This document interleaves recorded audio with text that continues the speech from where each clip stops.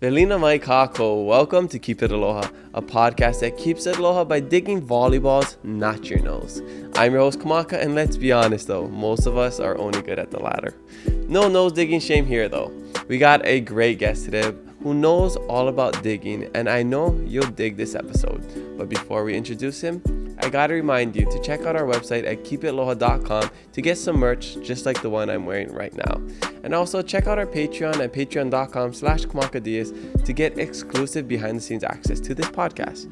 Shout out to our newest patrons, Ryan, Anderson, and Mitchell, for joining the Kako'o tier. We're an independent podcast, and all funds go to helping us run this podcast and bring you the best quality content every week. If supporting this podcast with money is not for you, but you still love listening to us, please consider leaving a review on Apple Podcasts or Spotify. It would mean the world to me. Today, we have a really fun episode, and I think it's the first Olympian we've ever had on the podcast. Erik Shoji is in the building, and we get to learn a lot about his life, which is basically volleyball, volleyball, volleyball. I got to touch the bronze medal as well. So I hope you all enjoy this episode just as much as we enjoy watching him be one of the world's greatest liberos. All right, let's introduce our guest. Support for this podcast comes from Texaco in Hawaii, which features 58 convenient locations across the state. Fueling up at Texaco is fast and easy when you use the Texaco mobile app to pay at the pump. The Texaco mobile app is a contactless way to pay for fuel so you can get in and out of the gas station quickly.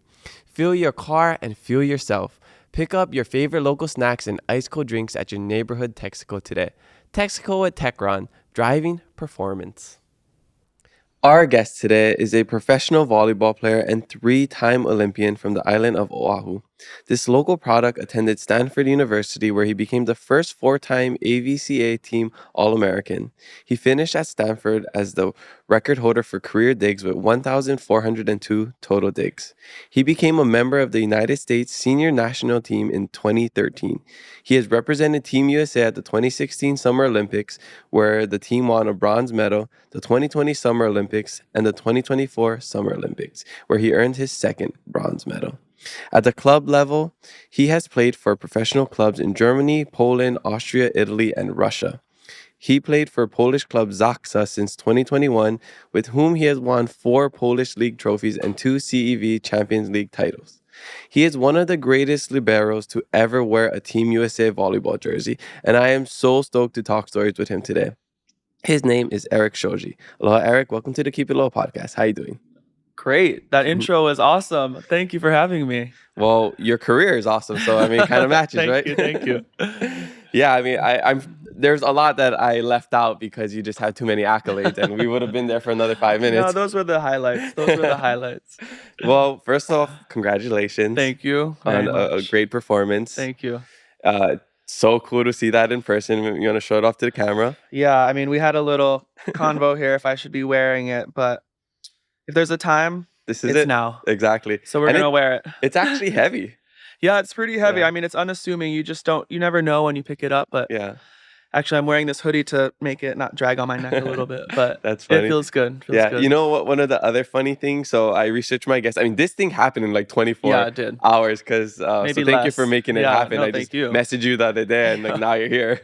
But so I researched my guests and I look them up and I thought you were shorter because of I didn't realize it's kind of like how NBA players seem shorter if you're like not over like 6'4" or something. Yeah. And then I was looking up and you're 6 feet. I am. It's one of the top comments I'll get like after matches. Yeah. So I'll go out into the crowd, see family, sign some things, take photos, and everyone's like, oh, you're actually taller than we thought because I'm amongst the giants on the court. Exactly. I mean, I'm playing with 6'3", 6'4", all the way to 7 feet. So I look pretty small. And then I'm here in Hawaii, right? And we're a shorter community, I You're think, tall here. in general. I'm tall. And I was in church with my parents the other day, and I was towering over these aunties and uncles like, I'm so sorry you can't see, but that's just how it is. It's pretty funny. Yeah, you'd be playing center in basketball if you were playing in Hawaii. Well, I grew up as a post player in basketball, which is hilarious. And also just a hitter and a setter in high school for volleyball. So Yeah, you learn a lot of different things when you're the tall guy on the I know, team. so funny. Well, I'm excited to get to know your whole life story and Woo! talk a little bit more about your time at the Olympics. But let's start at the beginning. Where are you from? Where you grad? And what was it like growing up? Yeah, I'm born and raised here in Honolulu. I was born in Kapiolani Hospital. I graduated from Punahou in 2008. I'm a K through 12 kid at Hmm. Punahou. Lifer. I'm a lifer there Mhm. for sure. I went to Stanford University and played pro ever since. Yeah. When did you get into volleyball? Young, young. Yeah. So my dad is Dave Shoji. I think a lot of Wait, people that's know. your dad? I'm Yeah. joking. Yeah, I know. This old coach back when a little bit. Yeah, he won a couple times. Yeah. Couple of titles. So I was lucky. I was in the gym Mm, always. I always say like that was my after school care was playing in the mm, volleyball gym next to Angelica Lundqvist, Robin Amo, these legends of the sport. mm, So I was pretty lucky to one just be in the gym and play volleyball at a young age, but just also witness greatness. mhm. And I think that's really cool and lucky for me. But competitively, I think I started when I was 8 in Okay. club volleyball and played club throughout high school, intermediate, varsity, Mhm. the whole shebang, and yeah, I guess that's it. Did your dad kind of force you, or was it just because you were around it, you grew a love for it? He definitely didn't force us. Okay. I think we had to go to the gym Mhm, because that was our daycare. yeah. We did have to be there, but we loved it from a young age. And I'm speaking about my sister and my brother and I. Mhm, But I fell in love from a young age. I just can't remember a time where I didn't love it. mm. But my dad's a baseball player, actually. Oh, So never he knew grew that. up in California playing baseball, was recruited, almost went professionally Mhm, before my grandma took him off. So he wanted us to play baseball almost. And I played baseball for 7 years, but transitioned out of that, moved to mm, tennis, volleyball, and then my brother also played golf. So we played a lot, but we always knew like volleyball was going to be our best sport and mm. our greatest chance to go to college for athletics. That makes sense because you have quick reactions. So with the base hitting baseball, digging volleyball, Yeah. even tennis. Well, I'm one of these advocates for Yeah. multi-sports, but Mhm, it's kind of a dying thing these mhm. days, unfortunately. But gosh, I think about all the sports I played and how much it helped volleyball, or maybe Yeah. volleyball helped those other sports as well. So I know that my brother and I were really lucky to have those sports. And, sometimes I didn't want to go to those baseball practices or tennis practices, but in the long run, I loved Totally. it. Yeah. Yeah, it's funny because driving here this morning, I was just thinking, okay, two of the hardest things in sports, I think, for me, because I played pretty much all the sports except baseball and volleyball. Like I played it, Yeah. but Yeah. not Yeah. like in like organized sports. And I was like hitting a baseball kit. I don't know how people do that, especially at like No. you get higher and they're throwing like 90 miles per hour fastballs, and then digging a volleyball. Yeah. That's crazy because you there. I don't know how fast they're hitting it, but just watching it as like just in the audience, it's Yeah. insane. Yeah. It's insane. I mean, nowadays in pro volleyball, spikes or hits are coming at us like 100 miles an hour. Serves are 75. A good serve is Yeah. 75. So I don't know. Obviously, we train. A lot of it is luck. A lot of it is just body positioning and being in the right spot. IQ. I mean, yeah, being in the right Yeah. spot, right? I mean, I think that's something I was lucky. I learned volleyball at a young age, grew up Yeah. watching great players, and I learned a lot from them. But yeah, defense is luck. I mean, it's so much luck. I It's don't know. like When it's funny. preparation meets opportunity, that's what it is. Maybe. Doesn't that hurt though? It can. I mean, I think my forearms have lost feeling for like from a long time. But if it hits you kind of in the bicep area or the chest, obviously the face Yeah. catches kind of that more sensitive skin, it can hurt. It's not so Okay. much the impact; it's like which part of the skin it hits you. Okay. So it's in a way your forearms kind of get calloused, where like a Muay Thai fighter's Yeah, I almost like mean, kicking yeah, like the shins. I think if if it somehow hits under here, like under the forearm, it'll hurt a little bit, Yeah. but the bone, the forearm doesn't hurt too bad. Okay. Yeah. Dang, no, that's just crazy. I'm just very impressed Thank by you, thank you. all of that, and it's a fun thing to do. I mean, do you think you ever transition to another sport later, or maybe like beach volleyball or I grew up playing beach. I think okay, everyone here kind of does, but no, that's not in the cards for me. Just with height, even at 6 feet, it's pretty yeah, short. Plus, like yeah. athletic ability is just not there in the sand. But pickleball, I don't know. I love pickleball. I play with my Everybody get mom. I into play it, with my yeah, friends here. yeah. But no, I mean, I'm still going professionally, so it kind of limits my options. But volleyball for life. Yeah. Has anybody said that you could be a good goalie in soccer? Did you ever think about You know, that? a couple of times, but I would have loved to play soccer in high school, but then I Mhm. heard they had like a running test, A and lot of endurance, but that not if would you play goalie. I know, but the goalie still had to pass the test. Yeah.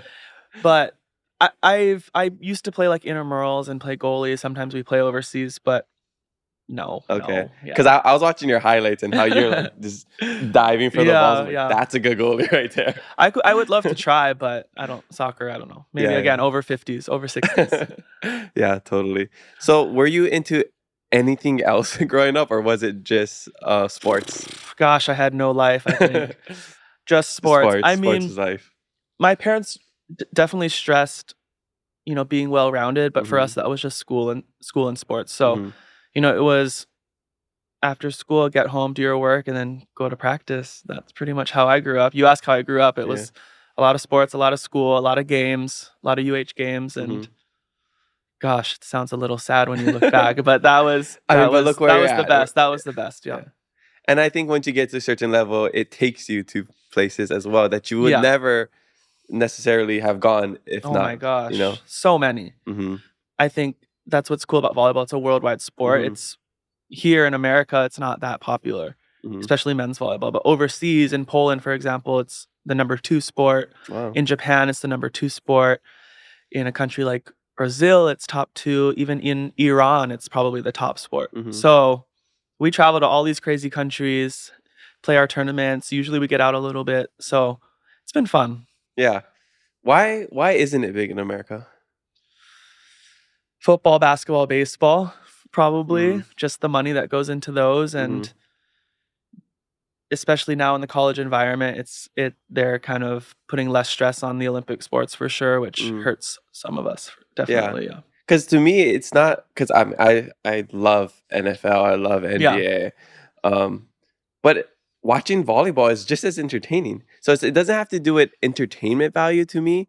It might just be marketing or I think it's visibility. Yeah. I think if we could get more games on ESPN Mhm. or Fox or TNT, I Yeah. think it would grow a little bit. I mean, I always talk about every young basketball player knows who LeBron James is. Mhm.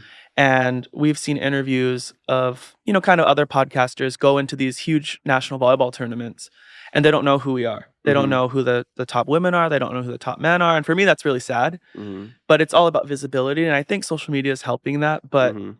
if we could get, I don't know, 2 games on TV a year, it would be Or great. maybe the volleyball game not at 4:30 a.m. Yeah, not at 4 a.m. on Peacock, which has random commercials. But yeah, visibility is huge. I think the more you see us, the better you would more willing to try a sport. Yeah, I guess that's true because I only know the Hawaii people. You, Mike, the two Micahs, Yeah. your brother, Yeah. Taylor from the UH Flares, Yeah. So yeah, I guess that's something that maybe we'll see. Maybe it's the time just hasn't come yet. Maybe you're the trailblazer. Yeah, I mean, I think one of the goals for me is just grow the sport and Mhm. to make it more visible. For the women, it's a lot more popular. It's actually the Mhm. number 1 women's sport in America by, players. Yeah. And they have pro leagues coming, which is super exciting. And hope maybe one day we could get there. But Yeah. yeah. we'll Okay. see. So you knew at a pretty early age like this was gonna be your career. Like so you did the whole high school thing, Yeah. won 3 out of 4 titles, I think. Yes. Yeah. Yes. Yeah. Yes. Thanks Oh. for bringing me back there. Well, that's fine because I lost in the States to Punahou, so I don't Did mind you you? guys not winning one. Which sport? Soccer. Oh, okay. Yeah. What school did you go to? So I'm from Big Island. I went to Okay. Hawaiian Immersion over there. Got it. My senior year, I moved to Kaiser to play sports. Oh, okay. So I played football and soccer, and then Yeah. soccer we went to the States and we got crushed by Punahou. So sorry. Yeah. I don't know those soccer boys. I don't know. That was 2011. 2011. I don't know if Okay, you a little remember it. younger than me. Yeah. You probably know like Scott Granger's older brother. Yeah. Well, I mean, I I knew think- soccer players back in the day, Yeah. but not that young, probably. Yeah. Okay. So you went to Stanford and had an amazing career over there. Broke a lot of records. Thank you. How was it being away and going away for college, coming from Hawaii?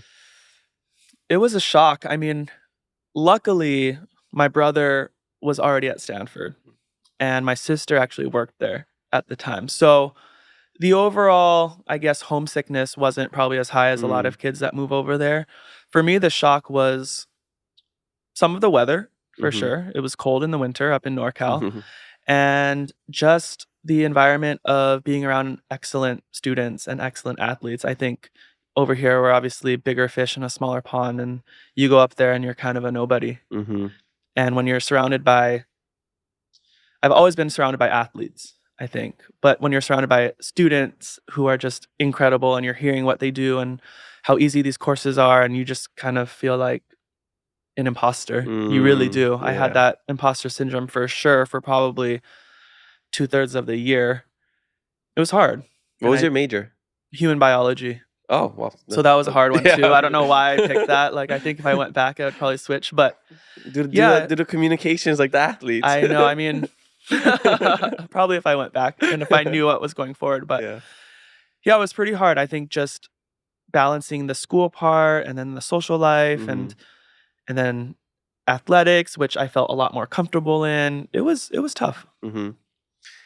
Did you have any time for like, are there like hobbies or activities, even like dating or anything? Like, no, I mean, there was for sure time for social life. I think back then I just was not comfortable in my own skin for sure. And like I said, I grew up in a very special environment here, and just going over there was a lot bigger and different. But gosh, no. I mean, I had fun. I had my fun. But volleyball in school, I mean, I had to really, really focus in school. Like, high school came really easy to me and college didn't. So that was probably the hardest part. Yeah. It really gives me, and I think maybe some of the audience, a deeper look into the life of a very high level athlete.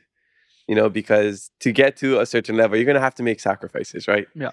So for me, I mean, I'm not an athlete like you, so I was able to do other things. But like, you hear that a lot, you know, basically training, strict diet, all these things. But it makes sense to see, you know, you see what's around your neck. Do you think you encourage a little more or less of that? Maybe find a different balance. Like, coming from your experience, what would you say?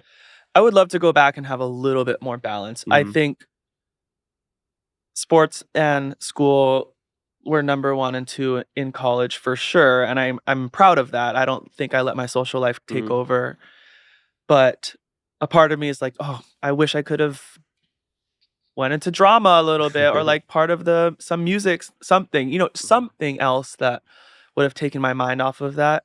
So I encourage kids to be a little bit more well-rounded, but at the same time, if you want to get to the Olympic level, you don't have a lot of time. And that's just the realistic part of the life, is that I go overseas and I play volleyball and I sit at home, and occasionally I get out for a drink or two. It's just the way it is.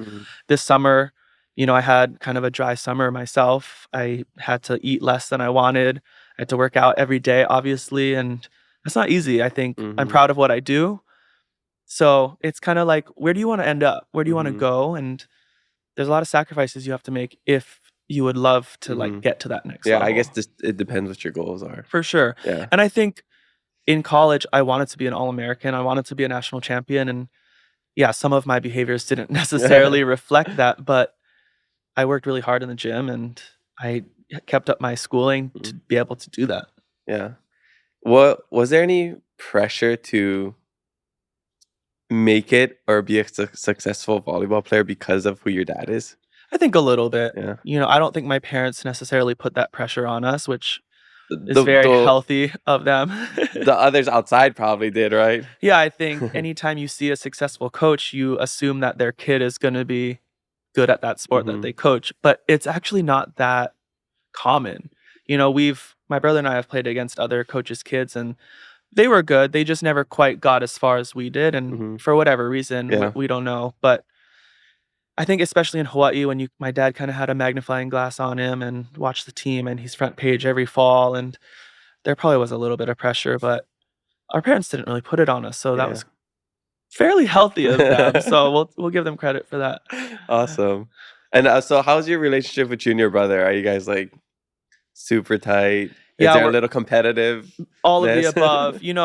We went to different high schools. So Mhm. he's an Iolani Yeah. grad, K through 12, like I was at Punahou. So we didn't grow up that close. It was just I didn't see him for 8 hours a day, 9 hours a day, and then we had different teams, different activities, different sports. And once we kind of united at Stanford, and then we on the national team went through all these different experiences together, we got a lot closer. So yeah, we're really close now, along with our sister, and I think it's just cool to be a part of that for sure. Yeah. How come you guys went to different schools? Ooh, I don't know if I can tell this story. Long story short, Kavika, he's gonna kill me. He was waitlisted at Punahou initially. Ooh. Maybe we'll cut that out. Maybe we'll leave it. Yeah, accepted Iolani, and the rest is history. He got in eventually to Punahou, a little late, but yeah, he chose Iolani. Okay. Yeah. Both great schools. Great schools. Yeah. And what's interesting is that our personalities really fit the different Mm. schools. And we always talk about, like, did this school shape our personality, or our personalities meant for the school? But yeah, he's a little bit more serious, a little bit more like diligent with his work. I'm a little bit more out there and I don't know, open-minded maybe. Yeah. But yeah, we definitely fit the schools really well. Yeah. Wow. You graduated 08. Yep. Wow, I just realized Punahou that time, like, I don't know, maybe 07 to 09 had some hammers. Because I think Ilimale McFarlane, right? She was Ilima, Manti and Teo, Manti, they're 09? they're 09. 09. Yeah. Michelle Wee was like Michelle Wee was 07. 07. Yeah. Spencer McLaughlin, who was my volleyball teammate, was Yeah. 07. Jeremiah Ostrowski was Oh, yeah. 07. And then my grade, me, Jeter Ishida was a great friend. Josh Okay. Beninsky's at Komatani. They all went on to play basketball. Wow. Stephanie Kono was a national champion golfer. So Okay. Yeah. Okay, Poons. yes, we're repping here. Yeah. Okay. Wow. And then what was your biggest rival? I didn't really follow Oahu sports Yeah. growing up. So who's the biggest rival in volleyball? At the time, it was Iolani. Oh, so you and your Yeah, brother. So you guys played like at least 2 years together. Yeah, so we played 2 years together, 5 matches. I won all 5. I'm sure he loves hearing that. Yeah. Well, we have a count. I think he's actually winning because we've played pro against each other. Oh, okay. But for sure, Iolani, they beat us in the state final in 08, which sucked. But I never lost anything to Kamehameha, actually. Micah Christensen. But yeah, I think just at the time, it was more Iolani for sure. Okay. I'll be sure to bring that up when Micah comes on the podcast. Well, I know exactly what he's going to say. I mean, I beat him twice in high school. He beat me twice in college. Oh. And okay. we've split our pro match, our 2 pro matches against each other. So we're actually 3-3 overall. Oh, okay. So we gotta wait for the next tiebreaker. I know. I don't know when that's gonna come, but maybe we'll leave it at 3-3. Honestly, the tiebreaker is ping pong, which I'm winning like 100-3. I heard you're the U.S. team national champion. Yeah. Volleyball team ping pong. I don't know the ping pong champion I'm of the the ping volleyball pong team. champion of the team. I think that's undisputed. But yeah, I'm winning that one. Okay, awesome. So after your great career at Stanford, you went overseas. Yeah. And what was it like moving overseas? That was a lot harder than college. Language barrier too, Language barrier, colder. I mean, I'm headed into Germany, kind of in a small town, Germany.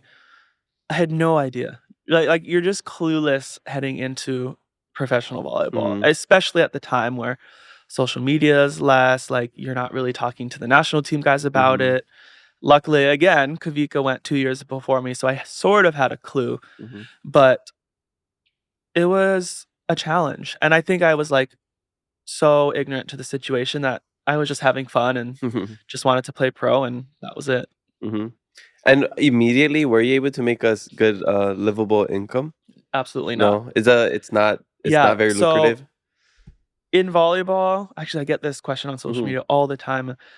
The wages just vary so much. It's like by country, by position, by experience. And when you're a young libero, which I was playing in Germany, which is not the highest paid league, you're not getting paid a lot. So, I mean, being transparent here, I made 15,000 euro for a 10-month season. Wait, what? And this was what, 2012, 2013. Okay. So I made 15 grand for roughly 8 months, which is Do they pay for your housing and like Yes, meals? so I have a Okay. lot less expenses, Okay. which volleyball players, we don't have very much expenses, Mhm. but yeah, I mean, I didn't have to pay for my car, I didn't have to pay for my apartment, Mhm. but I had to pay for food and travel and And fun whatever and else you want to anything do, right? else. Yeah. So, yeah. And Europe's expensive. Yeah, back in Yeah. the day, I mean, Yeah. I wasn't making, honestly, a livable wage. Mhm. Now I do. I'm very fortunate, but Mhm. it can be tough. It's tough for a couple of years for sure. Yeah, because I studied abroad in Spain, I think around 2014, and the euro was way higher Yeah, than the dollar, so I remember it was pretty expensive. for sure. I mean, I think back then, like I said, I was just clueless. Like, I didn't know about um, money. I didn't know about As these most of us are, yeah. about these conversions. I Mhm. just was like eating top ramen and turkey sandwiches, and I was good with That's the that. Hawaii But boy in yeah, I you. know, seriously, even in Germany. But Well, like I said, I had no idea. I had no okay. idea. Yeah. All right. I'm curious about this question. So I wonder if it's a public school, private school kind of thing. Okay. Did you ever put the ramen in the Ziploc bag and crush it and take it to school? Yes. Okay. I vividly remember 5th grade. That was a thing. And I don't know if I did it or the kids like my classmates did it, but for sure. That was a thing. Even at Okay. Punahou, it was a thing. Even with your golden water fountains over there. Yeah. It was like, well, the teachers shook it for us. Oh, Yeah. okay. No, Yeah. You just gave it to him I'm like this. joking, Yeah. but we're gonna cut this in. no. That was definitely a thing. Yeah. Okay, cool. I was Yeah. just wondering. So what was the hardest thing about being abroad at first? Whew. Just communication back home, Mm-hmm. I think, was the hardest. There's no FaceTime. Skype was like a Skype, yeah. thing, but in my apartment, I had to like find the spot where the Wi-Fi was and hopefully dial up, and it was good. But I would say communication with family, loved ones, Mm-hmm. relationships, um, and you're just homesick a little bit, and Mm-hmm. you're freezing, and you're alone, and you're in your first pro season playing with grown men, and you want to talk to home, and sometimes you just can't. Mm. So how did you cope with that? Luckily, I had another American on my team Okay. who's from here, Brad Lawson. He went to Iolani, but it was just really scheduling out the time, get home, see where your parents are, try to talk to them, talk with loved ones. I was in a relationship at the Mm-hmm. time, and that was really tough. But Mm. Long distance. yeah, long distance is hard. Mm-hmm. But yeah, it's really about managing your time and scheduling. And if you have to go to bed a little bit later, got to go to bed a little bit later. But Sacrifices.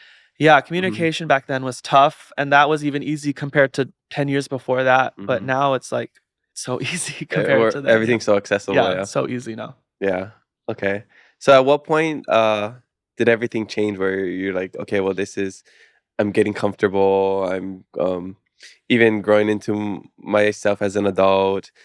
I can live comfortably. Yeah. At what point was that? Whew. I'm trying to go through all my years. This is my 13th season coming up, and I was fortunate, and isn't always the case, but I played with Americans for my first 4 or 5 years. Mhm. So that helps, including my brother. But I honestly, my second year, I felt like I was more in a rhythm. I was in Austria. Mhm. I had a great team that was also young like me, and we had a lot of fun and competed well. So that's kind of where I found my groove. And then I had a year or 2 under my belt with the national team, and I felt like, okay, maybe this could be something. Mhm. Maybe I can push to go to that Rio Olympics and then make more of a career out of it. But even then, I wasn't making a livable wage. I mean, it was a good wage for a young libero, but I know what I wanted to do, Mhm. and I definitely felt like I had a better rhythm that year. Definitely, Okay. yeah. And then when you made it to your first Olympics, which is weird, that was a great Olympic. Yeah, The that Rio was. Olympics were so awesome. Um, what was that experience like? And just having Olympian on your resume, does that obviously just increases your stock, right? Yeah, it does. I think, especially if you win a medal and you kind of Mhm. play well, Mhm. it's in the grand scheme of things, the Olympics is one tournament out of like 8 that we play in international volleyball. So Yeah. coaches, they don't give all their value to the Olympic Games. Yeah, some sports don't. Yeah, for Yeah. sure. And this is the top of our sport. The Olympics is the Mhm. top of your sport. But if you don't play well, it's not like someone's going to say, "Oh, he was in the Olympics, but he didn't play well, so we'll just take him anyway. Like, that's just not how it works. But that experience was crazy. I mean, all my Olympics have been really different. So in that one, we stayed in the Olympic Village for 3 nights maybe, and then we moved to a hotel because the venue was an hour and a half away from the village. So it became less about the Olympic experience and a little bit more normal, like a normal trip that we would go on because we're in the hotel, we have a bus, all those things. But we were almost eliminated like day 6. It's a pool of 5, or it's a pool of 6, and you have to be top 4. And the way the tournament was going, we lost our first 2. We had to play Brazil in Brazil to survive, even just have a chance to advance. And that was like the craziest game I've ever been a part of, just playing in front of 12,000 screaming Brazilians. But yeah, I feel like, again, ignorance is bliss sometimes, and we just went for it and ended up getting bronze. So that was good, yeah. What was that like, getting your first medal, like holding it? And gosh, I remember being so tired. So tired. I mean, you're putting everything in physically, emotionally, mentally. But specifically, we played the bronze medal match at 9 in, which for volleyball, that's not something we do. We're always playing at 5, 6, 7, 8 at night. So a 9 a.m. volleyball match, that's like a 5:30 wake up. Like that that's tough for anyone. And then you have to watch video, you have to get to the gym, you got to get reps, you got to wake up, you got to be passing 80-mile-an-hour serves at 9 a.m. So we were just exhausted, and we lost the first 2 sets, but we came back and won 3-2, which was great. Cool. And was that your first time in like South America? Because a lot of your stuff is more Europe, right? Yeah, I mean, I play pro in Europe, and we don't normally travel out of there, but that was not my first experience in South America because we had played in Brazil before. Oh, okay. There in these other tournaments that we play in, but all the Olympics, it's just like everything you experience times 10. It's just more extreme, and the fans are crazier, and the level's higher, and it's everything you dream of, but it's hard for sure. What is something that you wish people knew about being an Olympian that we don't know? Ooh, being an Olympian that you don't know. I feel like everyone knows everything now because of social media. I think the one, like, this is pretty minor, but the amount that you walk in an Olympics is like more than you'll ever walk in any other tournament or any other volleyball experience that you have, or any other sport. Because when you enter the village, your building could be anywhere from 50 meters to a 5-minute walk down the road. Then you're walking to the dining hall, which is another 5 or 10-minute walk. Then you're walking to get coffee. Then you're going downstairs to get treatment. It's just not all in one place. And then you're walking 5 or 10 minutes to get to buses. And that adds up. It's actually something that athletes will account for heading into the Olympics. So yeah, walking, okay, blah, blah, blah. But it's more walking in the village than you'll ever experience as an athlete. Yeah. Cool. It's like going to Japan where you just like look at your steps and you got like 15,000 in one day or something. I mean, we were lucky in the Paris Olympics that our building was right next to the entrance. But nice. Even to get breakfast is like maybe a 4-minute, 5-minute walk. And then you're walking back. And then, yeah, there's all these different parts of the village. How was the food? Average. Okay. Yeah, I mean, it's to be expected. They're cooking for thousands of athletes. But breakfast was probably the best. You know, I had bacon, eggs, rice, and ketchup every morning, basically. Yeah. And then lunch and dinners was pretty average, if I'm being honest. Well, what's your favorite cuisine that you've had? What's the top 3 you've had? Ooh, Japanese for sure. Yeah. I'm trying to think where we've been. Italian has to be one of them. I mean, I was watching a thing with Micah Christensen, and he said Italian. Italian in Italy it's just ridiculous. I mean, I feel like it's so heavy over here, but there it's like light and fresh and just delicious. Oh, you know what? You gotta try Boccacino. Have you been there? No. So it's this sandwich spot. Yeah. But they're like all straight Italians from Italy. Oh. It's actually like this way. All right, I'm going after. I don't know if they're open on Mondays though. But if you happen to be in town on like I think Wednesdays they open. Yeah. It's so good. They have these well, pizzas and I don't know what the like sandwich. I don't know what I can't think of the name, but anyways, it's super good. But it's that feeling Okay. where it's like you don't feel gross Yeah, after. You don't. It's exactly. so light. It's Yeah. so fresh. So yeah, I would Okay. highly suggest anybody And then go there. I think, and this might be controversial, but Russian food is actually pretty good. Oh, what is? I have no idea what Russian food is Russian like. food is a lot of dumplings, a lot of soup Oh, okay, dumplings. okay. Obviously not like the Asian type, but they have good soups, good like sandwiches. They just I don't know, it's hard to describe, but it's good. It's good, tasty food. Oh, okay. I Yeah. thought it was just alcohol. That too. Yeah, I mean anything you have a cold, you drink. If you're happy, you drink. If you're sad, you drink. But Yeah, yeah. other than that, yeah, it's pretty good there. Okay, cool. My Polish people are gonna hate that I just said that, so I apologize, but yeah. What is Polish food like?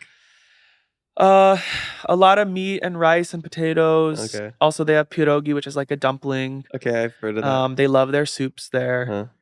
but it's a little heavier also. Okay. So I don't eat Polish food like all the time. I think it's like once every 2 weeks. Yeah. Okay. Where would you like to settle down? Oh, that's a loaded question right there. So I think moving forward, I want to stay in volleyball. I'm not done with my career yet, Mhm. but be a coach in some capacity with this new women's league that's starting up. Maybe finding a place that I can settle down at one of these leagues in one of these teams. Mhm. But that's only like 6 months out of the year. So I also just want to be involved with USA. I want to start my own clinic, business, and have the freedom to kind of move around. So I want a place here, which is my parents' apartment. And then I want some apartment on the mainland somewhere that I can Yeah. kind of just travel back and forth. Okay, cool. And what about like family and stuff? Yeah, I mean, one day for sure. I think with my lifestyle, it's kind of hard to settle down and find someone to Mhm. be in this relationship with. I've done long term. I don't really or long distance. I don't really Mhm. want to do long distance again. So Totally, yeah. maybe after this season in Poland, I'll start looking a little bit more. But yeah, it's tough. It's tough. Okay. Yeah, I can't even imagine. This I see a lot of the athletes or hear a lot of stories where they're just like because they have to live so far away from each other, and plus the schedule, and then like by the time you get home, like you just want to go sleep, right? Yeah, I mean, I think this summer I sort of had this goal to like get out and date a little bit Uh-huh. more, but gosh, when you're training from 8 to 3, 8 to 2 or 8 to 3 and you're home at 4, it's like I'm tired. Mhm. I'm 34 and tired. It's so sad, but yeah, and just with the goal of the Olympics, it's like you got to do what you can to be ready for the next day. That's all it was. Yeah, totally. All right, we have a million social media questions, so I'm gonna get to it early Okay. so we can get through it. And Yeah. usually I pick out like 5 or 6, but we're doing a special edition of the questions Okay. for number 22. Got So it. we have 22 questions. Woof. Okay. Okay. Yeah, and I usually do it after the shishi break, but I'm pretty good now. How's your bladder? Let me go real quick. Okay, we'll take a quick shishi break and we'll be right back. What if we told you the next 3 times you fill your tank, you could save money? Well, at Texaco in Hawaii, it's true. You can get $1 off per gallon on your next 3 visits when you download the Texaco app and join Texaco Rewards. Earn points on every fuel transaction and qualifying in-store purchases at participating Texaco stations. Download the app and join to get started today. Visit texacohawaii.com for details. All right, we're back from a quick shishi break. Let's get right into the 22 social media fan questions for number 22.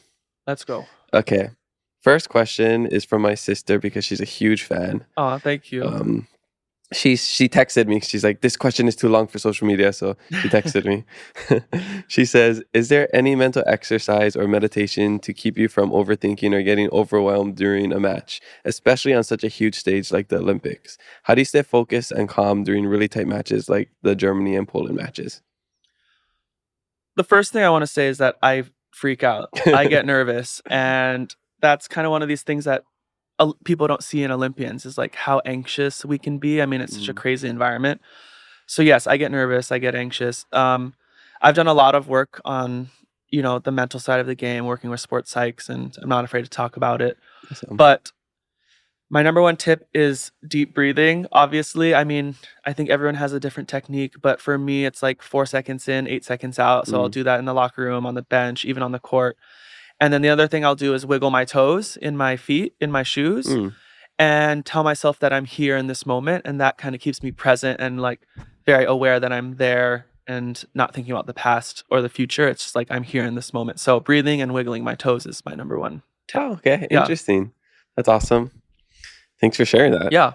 So you were doing that during those matches? For sure. I Yeah. mean, sometimes you forget because you're just caught up, but yeah, I think I've trained a lot to make that a habit. So I was Okay. proud of that for sure. Cool, cool. And then she follows up and tied into that. When we all watched the Poland match, we were so devastated at how close it got. What went through your head during and after the match? Shit. Excuse me for for that. Yeah, it was devastating. It was heartbreaking. And we were up 2 sets to 1. We were up in the fourth, but I think a lot of people assume that we gave it away, and I Mhm. don't think that's the case. I think Yeah. Poland took it. They Mhm. just upped their game, and we kind of Mhm. stayed level. But yeah, anytime you're so close, it's devastating. And yeah, it was heartbreaking, but Mhm. we were proud of the effort that we had in the bronze medal game, of course. But yeah, it was Mhm. really tough. Yeah. I mean, just coming home with any silverware is a huge accomplishment. Because so I was watching, I was trying to keep up with the Olympics as much as I can, and I would see some of the people who were winning bronze like be so stoked, like they just won the world championship. Yeah. And then I was like, that makes sense because like you're competing against the best in the entire world. To even place is Yeah. such an accomplishment.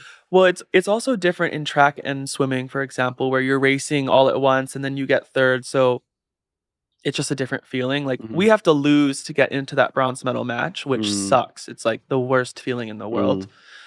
But then to be able to get back up and, energize and focus for the next game, that took a lot of work. So Yeah, I'm proud of that's a what we good did with point. that, but it's just a different feeling from winning bronze in track versus Mhm. winning bronze in a team sport like that. Yeah. What's the locker room like? How do you like get past like so you're so devastated and then like a couple days later you have to compete. Yeah, it was hard. I mean, it was probably the hardest turnaround I've Mhm. had since Rio, where we did the Yeah. same thing, unfortunately. But it's it's devastating. I mean, you're sitting in silence with the team. Your coaches don't really know what to say. We don't really know what to say.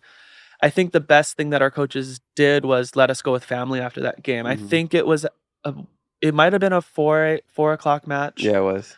and he was like, "All right, go with family, grieve a little bit, you know, re-energize as much as you can with friends and loved ones and get back by 11 p.m."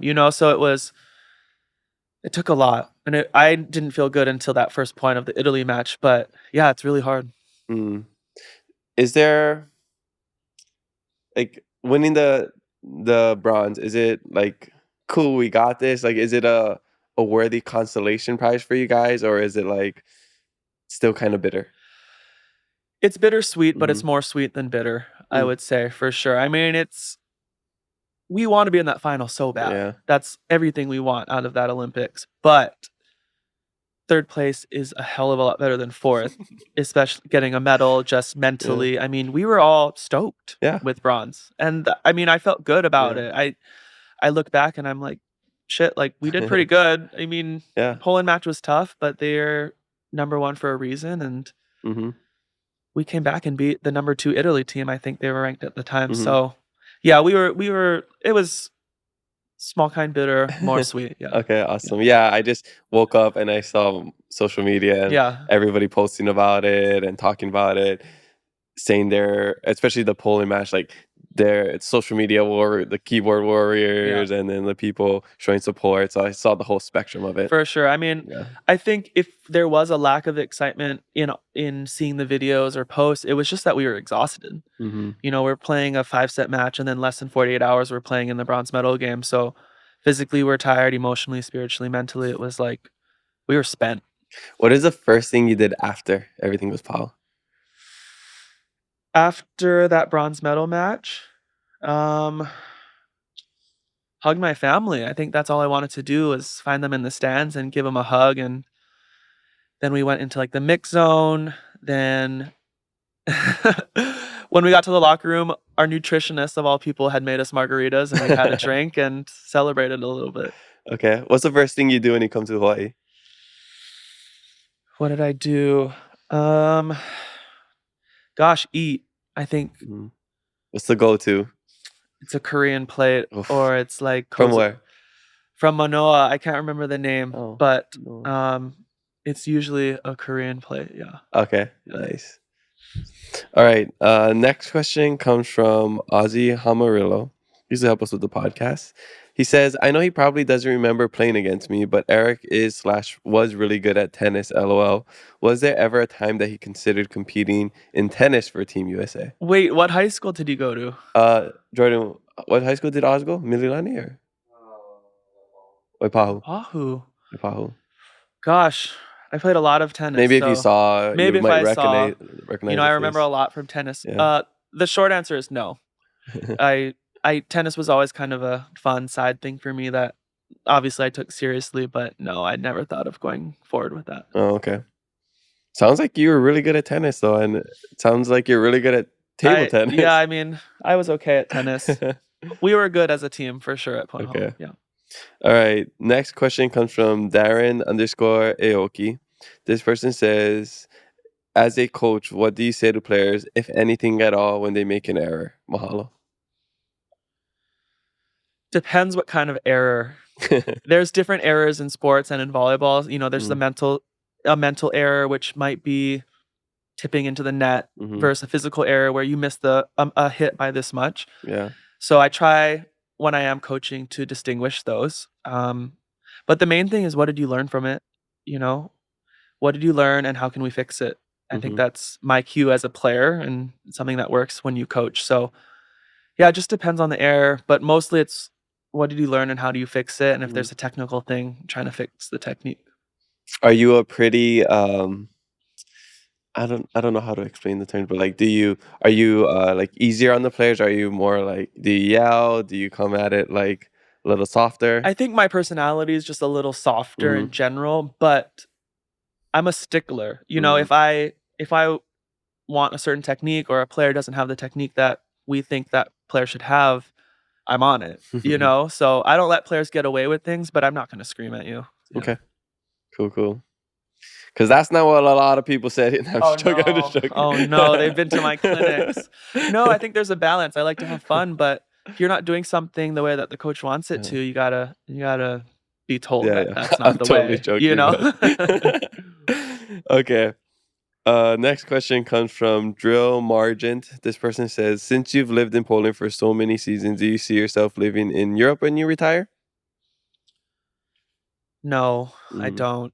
I mean, there's always the chance to meet someone, right? But I just think I would rather be surrounded by friends and family who first speak the same language as me. And I think I want to work over here. I think there's more opportunity for me. And if I were to live in Europe, it would probably be in a bigger city that's a little bit more international. But no. Have you picked up what language do you think you picked up the most out of all the places you've been? None. I'm like not a language person. Most people speak English abroad. Yeah, anyways. They do, and they enable you, honestly. I mean, those enablers. In Russia, I didn't have a Russian coach. In Poland, I only had an interim head coach. So yeah, it's like they're not communicating with the teams in that language. They're communicating mostly in English. What about when you go out and you do stuff? I don't. No.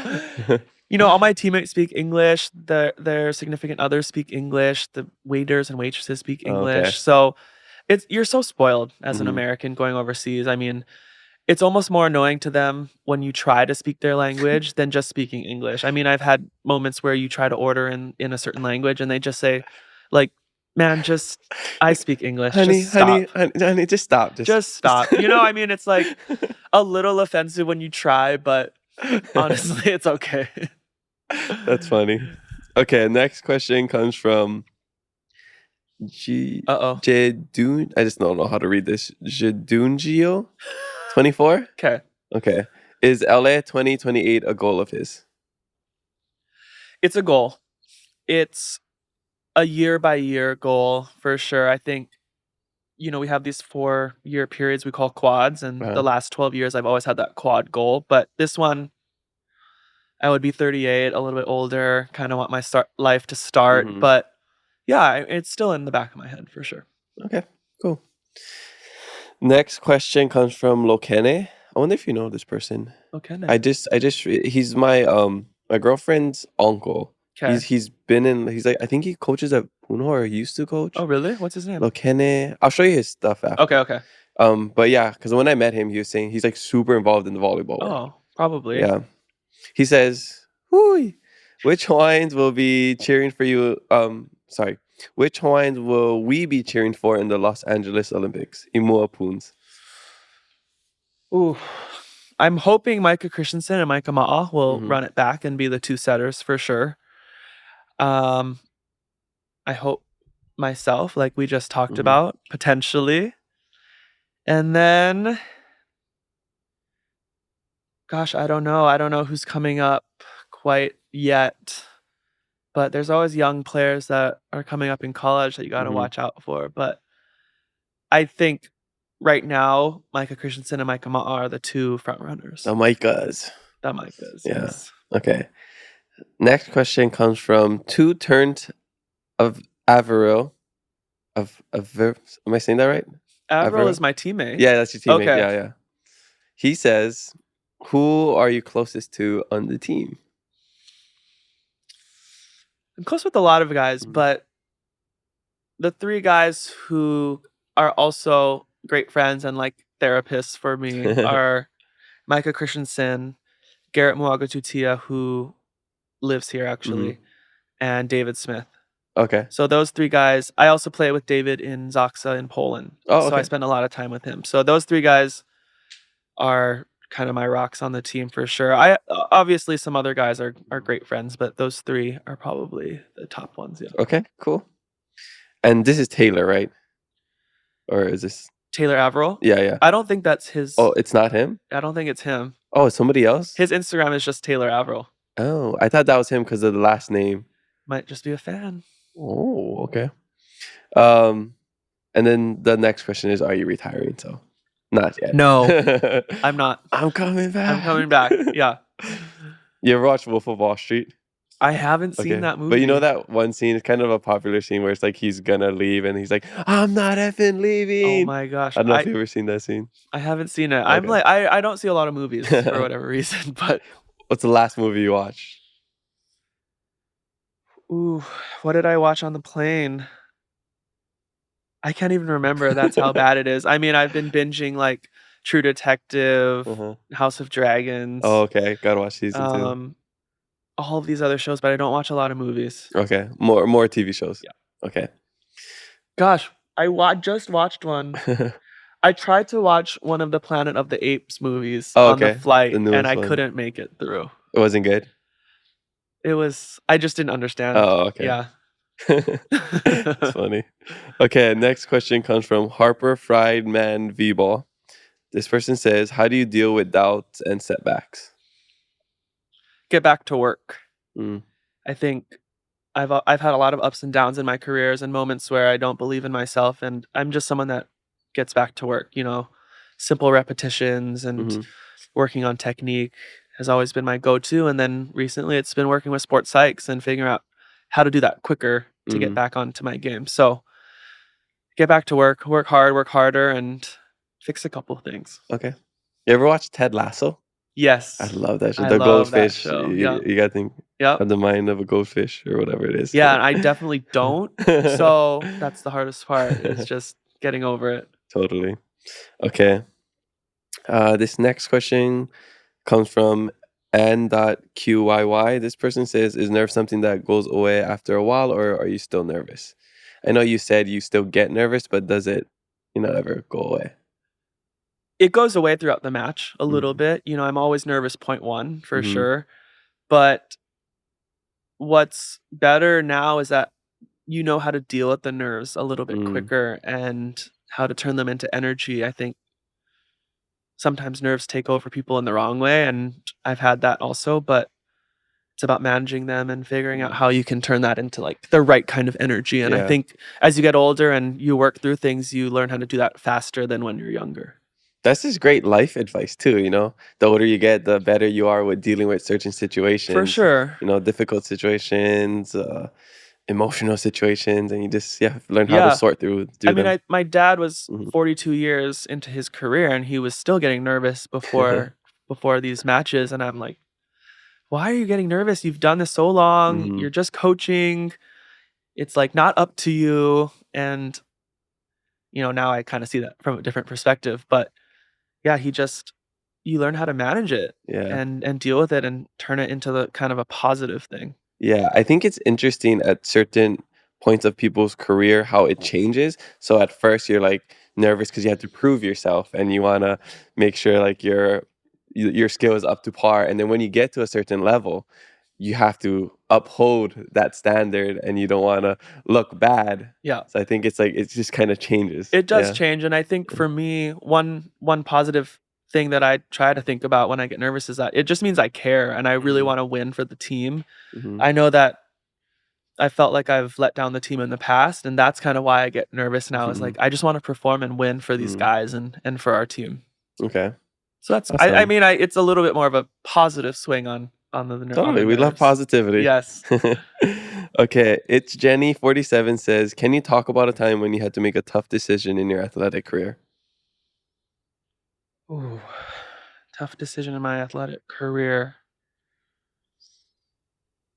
I think one of the scariest decisions was choosing to play abroad in Russia alone. Mm, So I've played 4 seasons in Russia. One was with Kavika, my brother, actually.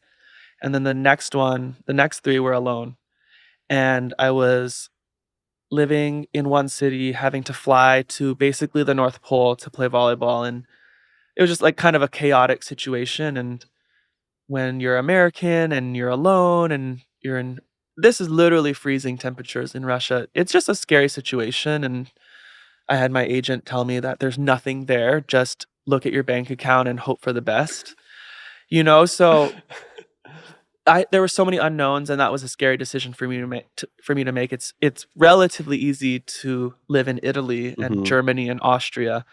Russia's a different ball game, and that was a tough one for me, but really did propel me in the right direction for my mm. career. Cool. Yeah, I mean, it just makes you more resilient as a For person, right? sure. Yeah. I mean, in many different ways. Yeah. Awesome. All right. Next question comes from Bryson Cahill. This person says, after your indoor career, pro pickleball or coaching volleyball?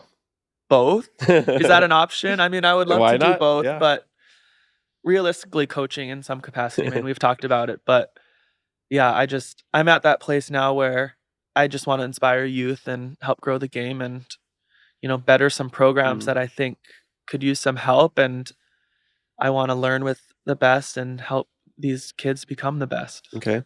Do you think you could do pro pickleball? I don't think so, honestly. I mean, I love pickleball, but I don't love watching pickleball, The actually. money's probably not there either, so I don't Yeah, I know if don't it'd know. be I worth don't it. mean you have to Yeah. be a top player to Yeah, make yeah. good money. Again, it's a fun hobby of mine, Yeah, but I have other things in mind. Okay. Next question comes from Coach JP underscore. This person says, what is your life during off season like? I don't have an off season. Yeah, so long story short there, this is kind of my off season being home in Hawaii for 2 weeks. So you have just like So weeks off basically. I'm home usually 3 weeks a year, and That's all? that's my off What about season, like yeah. Christmas and stuff? I get maybe a couple days where I have time to travel around Europe, but other than Dang. that, so I guess, the volleyball year starts in September. I'll Mhm. say that. That's when the pro season starts. Mhm. So in Poland, I'll be playing in the league from September through May. And Wow. then immediately after that season, I'll probably come home for a week. And then that's when the national team season starts, is like late May. Mm. That's when tournament starts, and that runs through August. And Mm. then you have a week or two after that to get ready for your pro season. So we don't have time off. It's 12 months a year for sure. Yeah. And in Wow. that time, I spend it here with family usually. You ever thought about just not being as good as you are and then you could have more time off? Yes Maybe if you and just played no. worse, you know? Yeah, I mean, maybe. Yeah. I could just stop, but I choose to keep going. No, Do I it mean, do it's it just while you can. yeah, it's Yeah. so funny because I have so many great, like, Mm. inspirations in my life and players that have come before me, especially from Hawaii. Mhm. And every single one of them will tell you to keep going Yeah. if you can, to keep playing. Clay Stanley, Lindsey Berg, Robin Amo, all of these players who were before me and Micah and my brother, every single one of them says keep going, which I'm like, can't one of you tell me to stop? And they say, no, keep going. If your Until the body can wheels go, falls keep off, going. yeah. So it's an interesting like feedback from those players. Yeah. And it's not like a high contact sport like football where you're just getting hit in your head or Yeah, like MMA where you're exactly. losing brain cells, Yeah. so you can still do it at a high level cognitively as well. For sure. I mean, we're not necessarily worried about our brains. I'm Yeah. worried about my brain, but most of the time you're walking away from a career and you're walking, like Yeah. you have aches and pains, but especially in my position, like I'm pretty, fortunate that I Mhm. haven't had a serious injury, Mhm. but yeah, keep going. That's all they say. Okay, well, that's funny you bring that up because next question is Kayla_Tracy says worst volleyball injury. Again, no serious injury. I ripped out like a chunk of my knee during a game against Serbia once in Brazil, but that took me out for a game. Mhm. But other than that, I've been pretty fortunate. Yeah. Knock on Nice. wood. Okay. You kind of already answered this, but I'm gonna read it anyways. All she has is time. Says, can you talk about how you deal with being homesick when you're overseas? Maybe if you have other techniques for other people. Yeah, I mean, one, just Yeah. communicating with Mhm. family as much as you can, and then this part was really hard for me was reaching out to people there. Mm. I'm not actually the most social, outgoing person in the world, but I've had to force myself to learn, like, ask a teammate to coffee or get a drink, and I had to have alcohol to, like, loosen up a little bit. It's Mm. okay.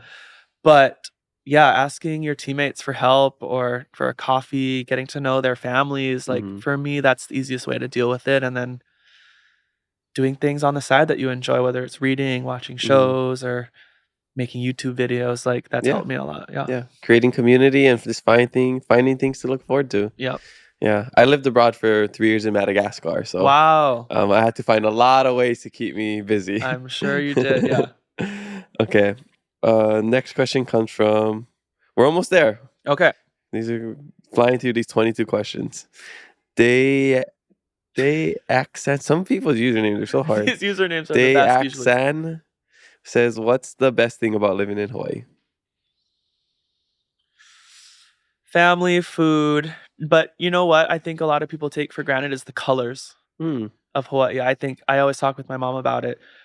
I've lived in Europe in the winter for 12 years and it's white and it's gray and it's cloudy and it's sad Mm-hmm. sometimes. I'm not gonna lie. And then you come here and it's green and blue and red and pink and every color you can Mm-hmm. imagine. And the beauty is the best thing and something I didn't realize probably until I started my career overseas. Just the colors of everything. Awesome. Yeah. That's a good point. Yeah. I mean, just looking out, I see between these Yeah. concrete buildings is some green trees, right? Blue Yeah. skies. I mean, just to be honest, in Poland, there's not a lot of greenery, Mm-hmm. especially in the winter. So Yeah. yeah, coming home and seeing the ocean and sitting on the beach it's a Yeah. blessing. Even flying in and seeing the blue waters and the mountains, it's so It's beautiful. insane. I Yeah, think I love it. I think my eyes just get accustomed to like dullness a little bit. No hate, I promise, no hate. But yeah, it's vivid here. Uh-huh. Awesome.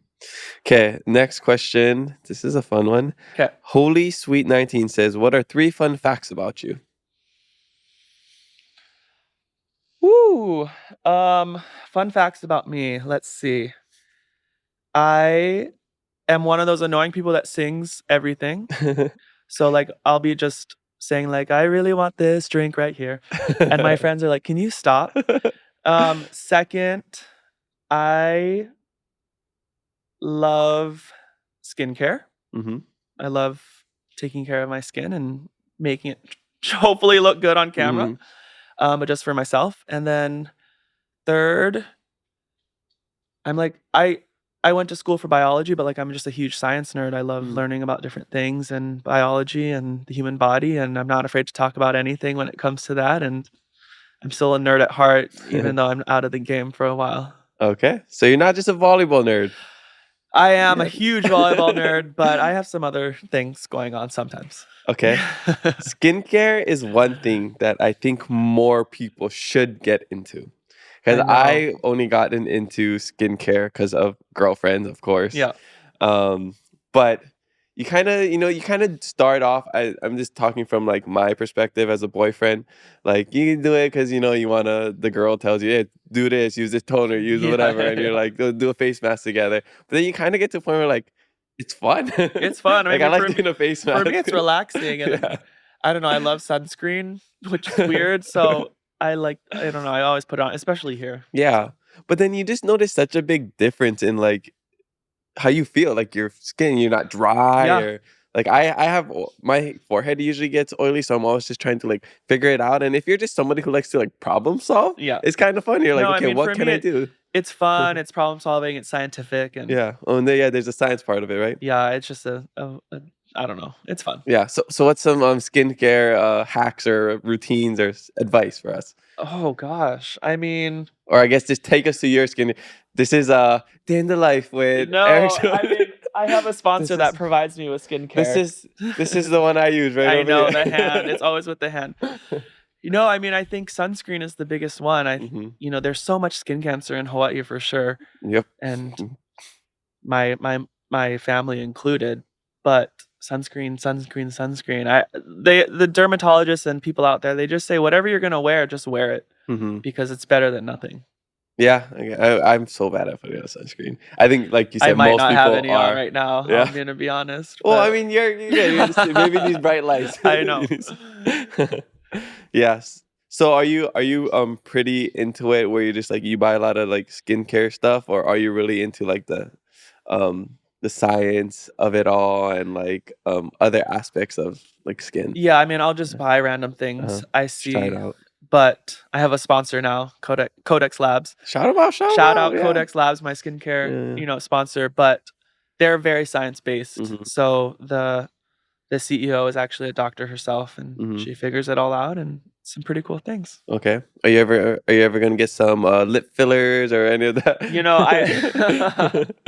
I know I see a lot of people doing that. Not yet. These days. Even just a little Botox. Because one of my best friends is coming over on Wednesday to do a couple of things, but not Botox, not fillers. But anytime I have a friend that's kind of in a profession I like, I take advantage.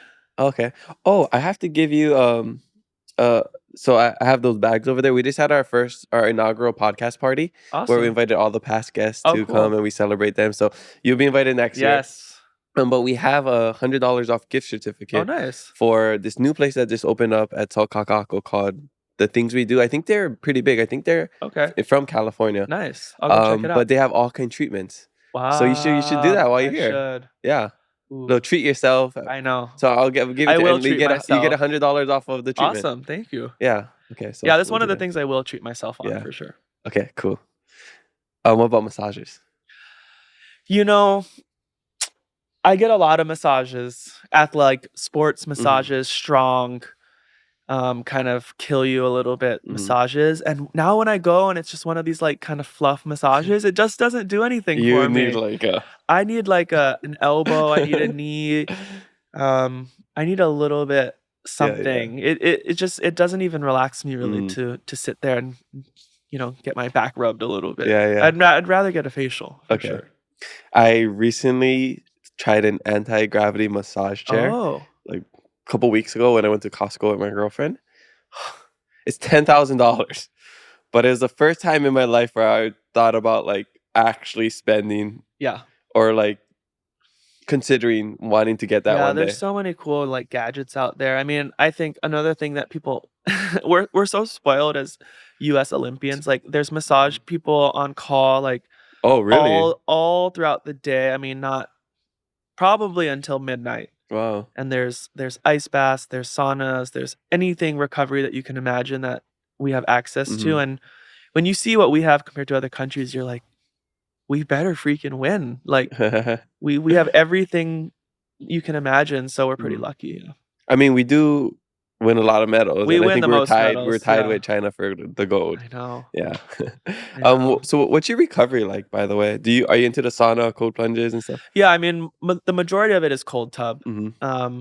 It's a good 10 to 15 minutes right Mm-hmm. after weights or practice. And then I don't know if you know hyperice normatex, the Oh, ones never that heard of they're that. these like space boots that squeeze your Oh, legs and I didn't know they were called that. yeah. The compression stuff. Yeah. Compression boots. But normally it's a combination of those two, and I think people forget about sleep. Sleep is like the most important Most recovery. underrated medicine Yeah. right there. So it's Yeah. ice bath, boots, Normatec boots, massages every once in a while, and sleep and food. Okay. Do you read? Do I read? Yeah, do you like reading Sometimes, books? yeah. Okay. Because have you read the book Why We Sleep by Matthew Walker? I haven't, but I should. Oh, okay. No, that's just an interesting one. Yeah. Kind of just gives you a wake up call to and helps you understand more about sleep. Obviously, we know we are very sleep deprived. And Yeah, I know. we need to get more sleep, but yeah. Yeah, it's a cool book to the read. last book I read was by a sports psych named Michael Gervais, who's a friend of mine, but Oh, okay. it's called The First Rule of Mastery. Oh gosh, what is it called? The First Rule of Mastery. Stop worrying about what other people think of you. Okay. Basically is the title. And that it's just so relevant for everyone, but especially like heading into the Olympics, it was a great read. Yeah. Awesome. All right. Next question comes from Amadana5. This person says, "What's your favorite Japanese food?" Sushi. I mean, basic nigiri, fatty tuna sushi. Nice. I mean, I'm more of a basic kind of guy. I do rolls, but if I could do nigiri or sashimi, I will. What's your go-to spot here? What places do you like?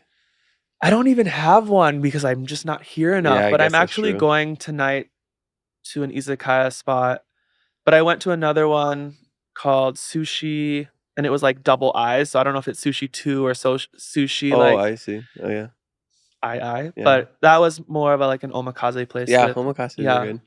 But I'm adventurous. I'll try anything. Oh, yeah. I just went to a place called Nori Bar, I think. Oh, yeah. It's right here. And you've been there? Mm-mm. Okay, right at Ward. I went with my brother, and it was super good. Cool. It's just the kind you sit up, and they make it right in front of you. And Yeah. you just order a la That's the carte. best. I mean, I'm such a basic guy. Like, I'll go to Kozo. I'll go to Waipuna up in Manoa. I like Kozo. Yeah, and just get rolls and eat them at home. Even kuru. Yeah, I just don't. Genki. Yeah. I don't need fancy, but every once in a while I'll go fancy. Yeah. Yeah. What you order at Kozo? I get the Dragon Maki. Dragon or Hurricane. And Okay, then I had that one. 2 shrimp tempura hand rolls, probably 2 spicy ahi hand rolls. Nice. It's a lot. He's a growing boy. I'm on vacation. I'm on vacation. No, yeah, we're still growing. Yeah, we are. We gotta eat a lot. Yeah. We're Recovery. literally just boys here. Recovery. Okay, next question comes from Sean A. Hines. I think that's what it is. This person says, "Is he seeing anyone?" I think a lot of people ask, "Is he single, taken?" So gotta put this in here. Yeah, I'm very single. Okay. And you want it to stay like that, or for now? Okay. Yeah, I single and not really ready to mingle. All right.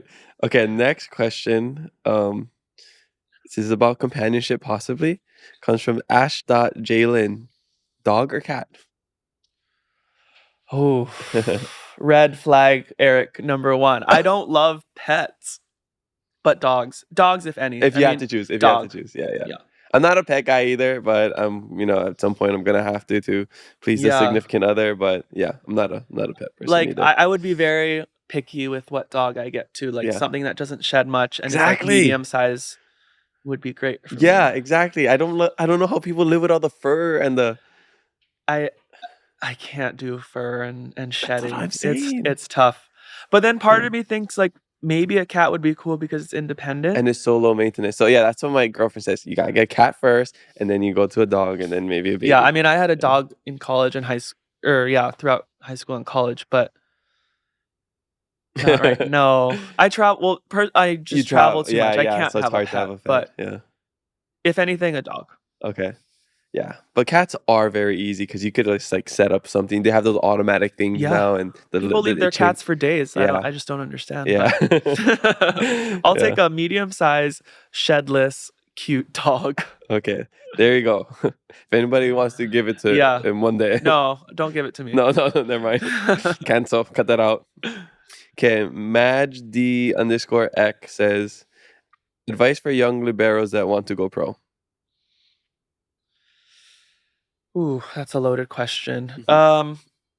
There's the exposure part of it. So you have to put yourself out there, whether that's camps, high school camps, college camps. You have to be seen by a lot of different coaches, especially in our position. We're just the last recruited out of the whole bunch. And then secondly, you just got to get your skills up there. I mean, getting better is important. For me, that's working on your skills. It's watching video, it's watching high-level players. But the exposure part of your recruitment journey is probably just as important as the skills. So it's high school, it's club, it's college, it's, there's the national team development program, which is for kids in the US, and you have to be seen. That's just the main part of it. Exposure. Yeah. Okay. And last question, this great question comes from the curious George. Does height matter for libero? Yes and no. I mean, that's a tough question. It can help in terms of your range as a defender and a receiver, but liberos on the international stage right now probably range from 5'8" to 6'1". I think those are the liberos that I compete against. So the Japanese libero, who's one of the best, is 5'7". There was an Iranian one a couple years ago who was 5'5", 5'4" maybe. So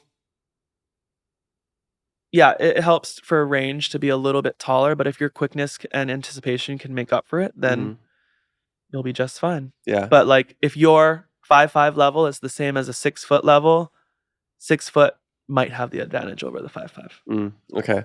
So you don't necessarily want to be short as a libero. No. Just most times we see liberos We're are just short. in general the shortest. They're closest to the ground.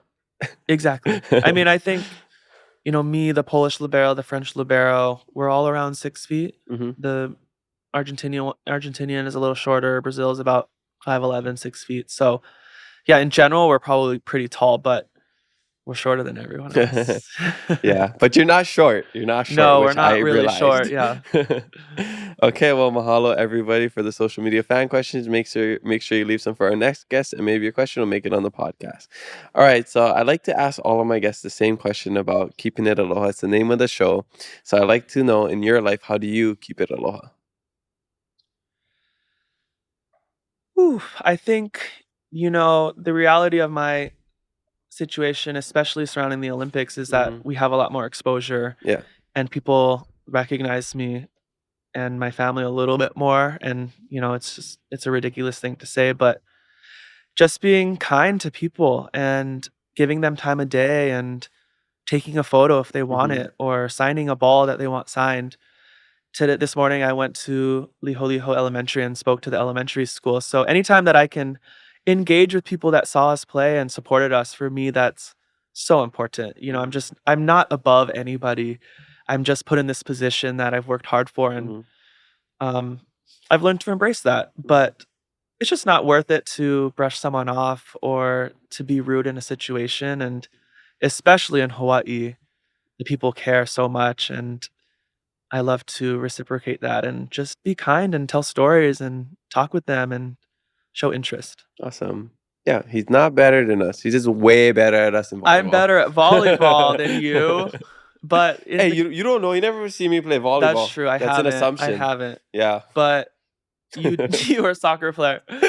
No, I mean, it's just, volleyball.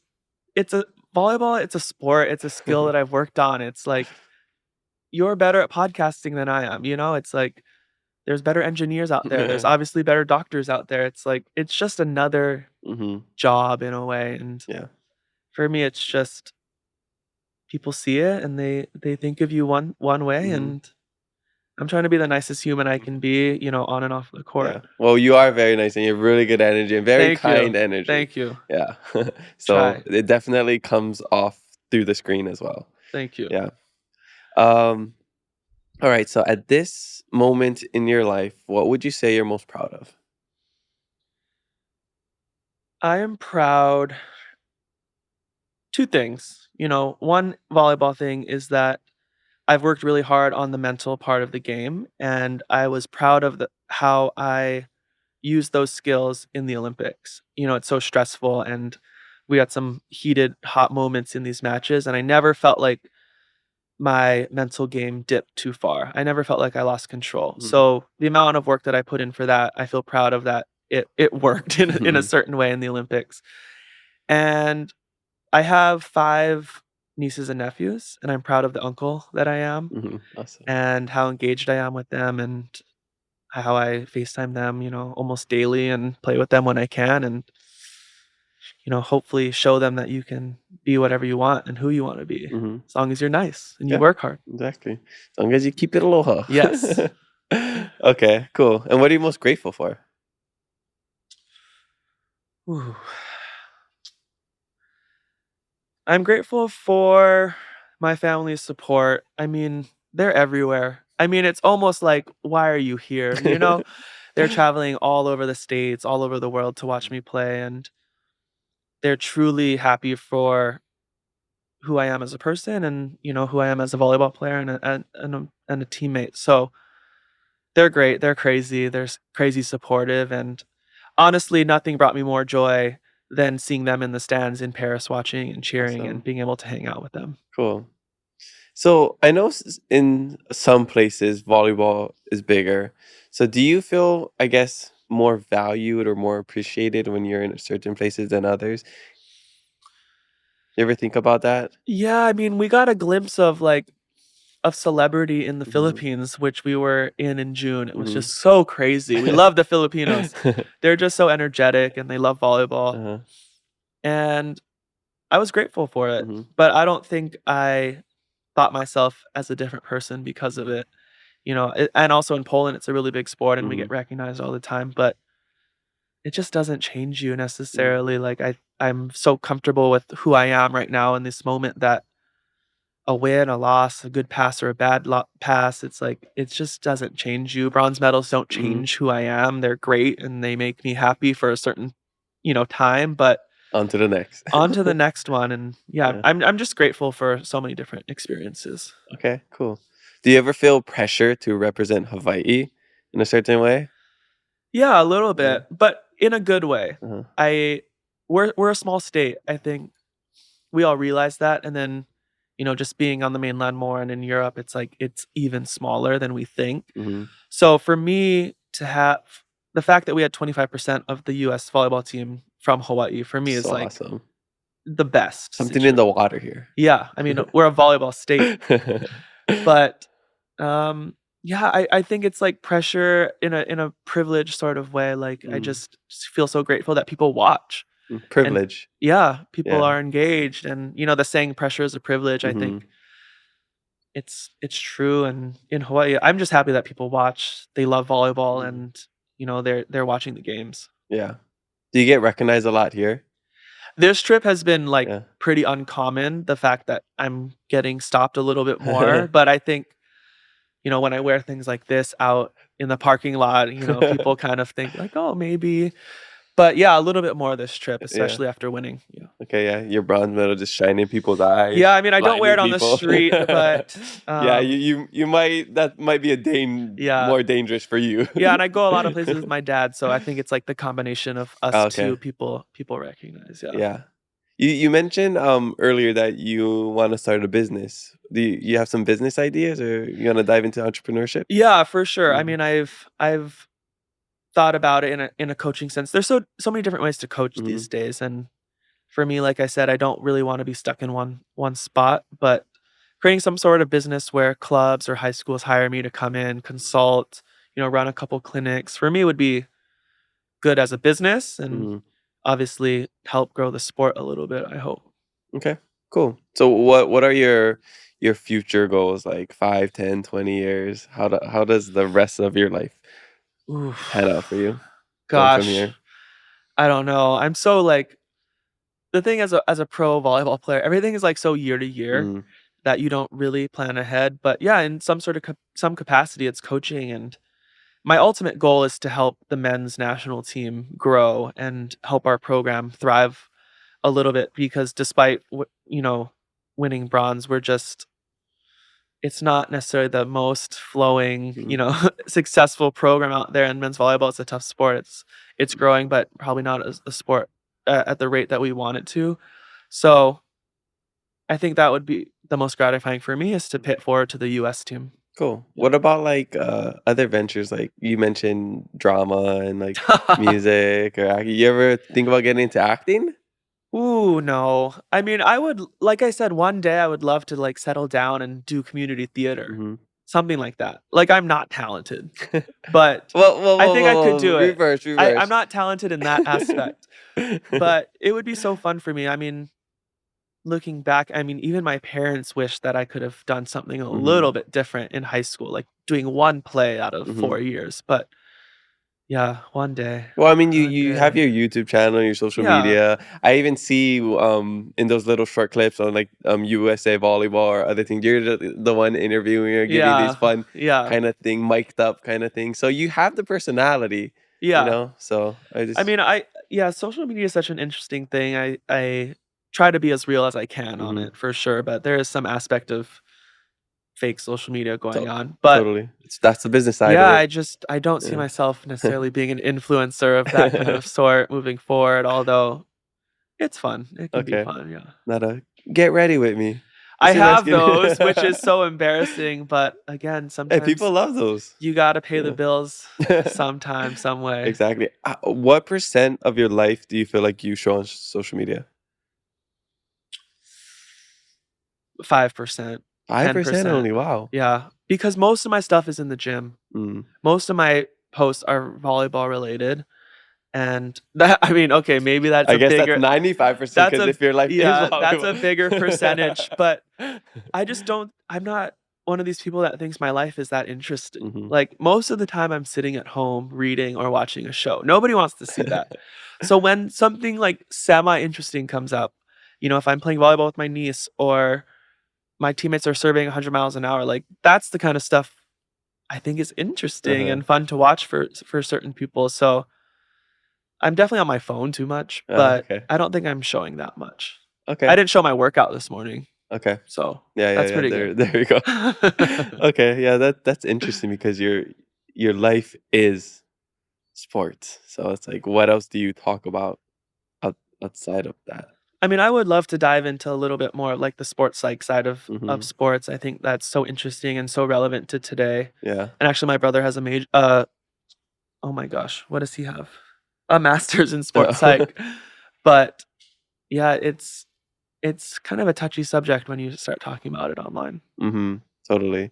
Yeah, I mean, there's stigmas, and then I think over the last couple years, more athletes have been coming out with the just mental health problems Yeah, and being more open and vulnerable about it, which is awesome because yeah. more it encourages others to be more vulnerable about it. Yeah, for sure. I mean, I'm also one of these people that thinks there's a fine line Hmm. between, Like a little like, that's a little too much. talking about it and then just being like, "Okay, maybe we need to suck it up a little bit," because I've also Mm, told myself that kind of, yeah. so I'm not I might get canceled, but, like, I'm just not one of these people that, like, has to talk about things all the Yeah, time. yeah, I've had my struggles, and I've yeah. had, not feeling confident or Mhm. not feeling like I wanna go out there today, but I've worked through it, and I'm open about it Yeah, if yeah. people wanna talk about it. Yeah, and a lot of people go through it, but yeah, that's a good point. I think like my little sister mentioned this, which is actually pretty profound one time. It's like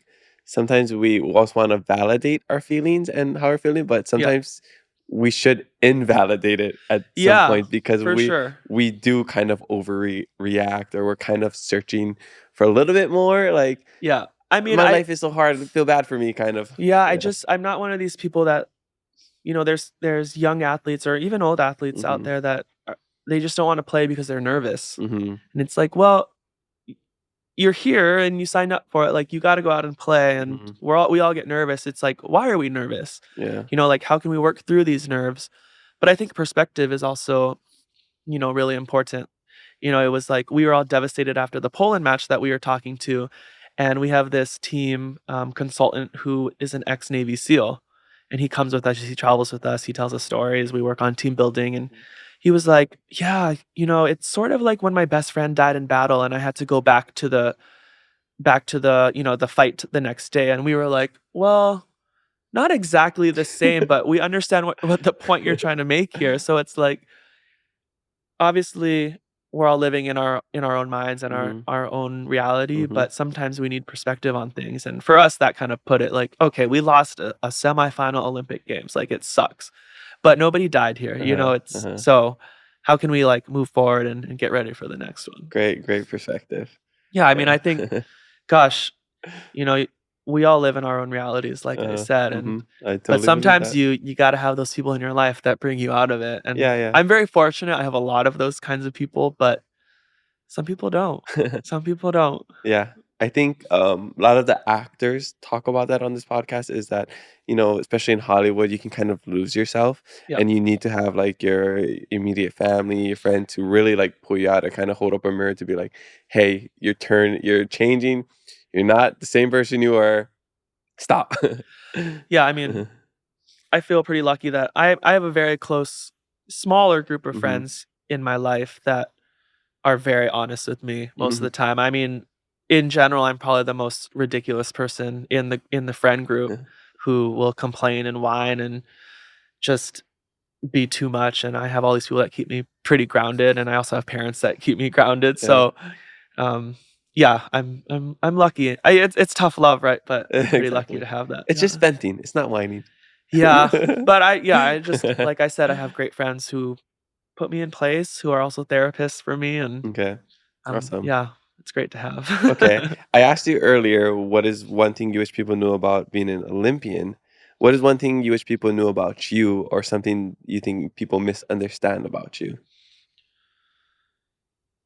Ooh, I think in recent years I've kind of blossomed into more of a personality, but I was super shy when I was young and uncomfortable and anxious. I had a lot of social anxiety when I was young.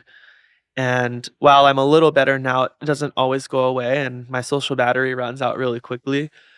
But just a small glimpse into my high school life, I went on 4 recruiting trips to the mainland Mhm. to get seen by coaches and visit campuses, and I used to break out in hives on all of them From being from nervous? being nervous. Yeah, and Whoa. having this social anxiety around alcohol and meeting new players and wanting to be recruited by these schools, and it ended up, and it wasn't body hives where you can kinda hide it, it was neck and face hives. So, I had a lot of social anxiety when I was younger, That's and crazy. people probably don't think that that's possible now because I'm on a podcast, Mhm, I mhm. have social media, but yeah, I'm someone that has struggled a lot with that and have to kinda comes with the territory of where I Mhm, am in my career, but I have a pretty short social battery, I'll say mhm. that. Yeah.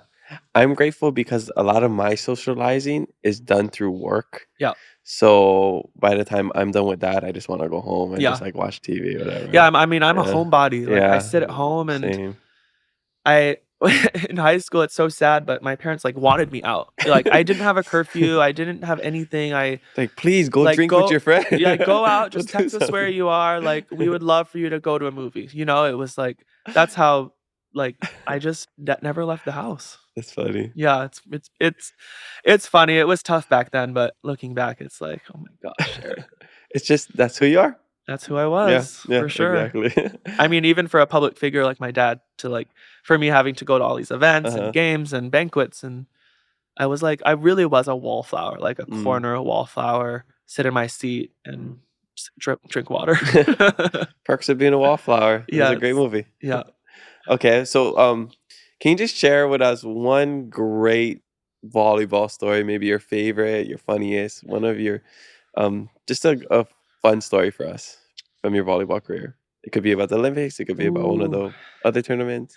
Well, this Olympics, the and this is the ultimate for me, it was that Serena Williams watched us play. Oh, like she Yeah, was there she and was in the oh, that's arena, so and I cool. spotted her before one of the sets, and I just was having the hardest time to focus. As a tennis player, she's like the athlete of my life, Mhm. Tom Brady was also there. Jason Whoa. Kelsey was there. So this Olympics was really cool that we were able to, see different people. But I think one of the most unique stories was that we were in the Amazon of Brazil. There was a little city that we had to play in, and we ended up having like a river cruise down the Oh, Amazon that's River. cool.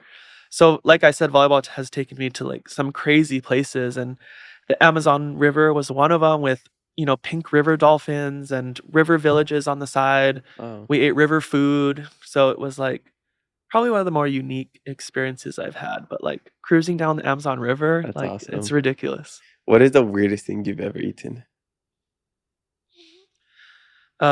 Streets of Tokyo raw chicken sashimi. Raw chicken sashimi. Yeah, it was like Is that healthy? it's like they're alive, you order it, they kill it, and then they feed it. So I think it's so fresh. Oh, really? But I was I with didn't know you could eat it raw. You could eat raw chicken. I mean, you shouldn't, but they said it was just one of the like the delicacies. And then I think the other one was just like probably river, I don't know, some sort of fish from the river of the Amazon River. I don't know what it is, but I see another limb growing off. Yeah, I from don't his know. It was a foot. little bit like, should we eat this? But we made it through. Okay, Yeah. you're alive. We're alive. Okay, Through all of that. Okay. Yeah. awesome. All right. Well, before we close out the podcast, I would love to know, what is your life hack?